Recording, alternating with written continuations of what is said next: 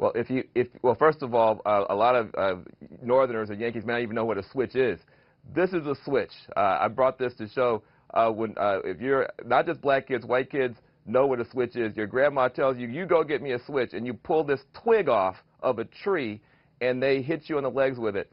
And whether it's right or wrong, I think people need to understand this is a part of Southern culture. If you look at the polling data, a majority of all Americans, a majority of white Americans agree with corporal punishment. A majority of Southerners agree, Midwesterners too. This is something that goes on. On the cosmopolitan coasts, this is shocking to people.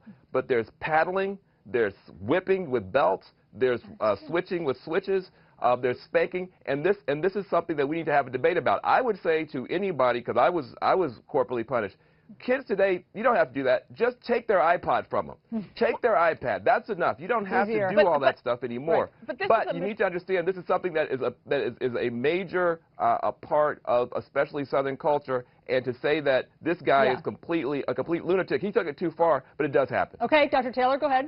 But this is a mistake also to characterize it as a black issue. The reality is spanking is an ineffective way to discipline children. And what happens is, yes, you may create fear, but if you keep spanking them, you will always create a lack of respect. And when you have a teenager who does not fear you nor respect you as they grow up, then you have a problem. Dr. Taylor, everything you're saying makes sense, except that there are statistics, as Van was just saying, that 80% of preschool children in this country, 80% have been spanked. So not all of them are growing up to be aggressive or to have mood disorders or any of the things that we've heard come from spanking. But spanking in and of itself is ineffective as discipline. But we're not talking, we're talking about abuse that leads to mood disorders and being more aggressive. And some parents do not know the difference between picking up an object to discipline or spank your child versus a firm pat or removing their hand. When you pick up objects, that's abuse. When you intend and want to inflict harm or pain to teach your child,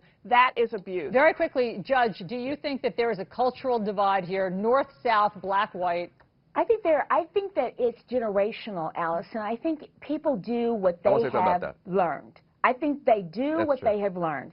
I don't think it's necessary. I know white families who have been in my courtroom. I know rich families. I know poor families. My point is, I think it's whatever you have been taught is what you continue to do. Great point. But let me say this. The numbers it's very important. Let me just point out that the polling data is very clear that the majority of all racial groups in this country believe in corporal punishment. African Americans are about 5 to 6 points higher. But so it's not just a black issue, it's an American issue. We need to deal with it that way.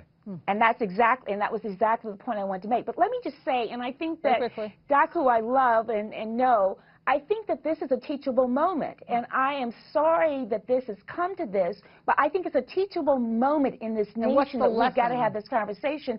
And you can't discipline a child when you're angry. I've said that to thousands of parents. Do not discipline when you're angry. All right.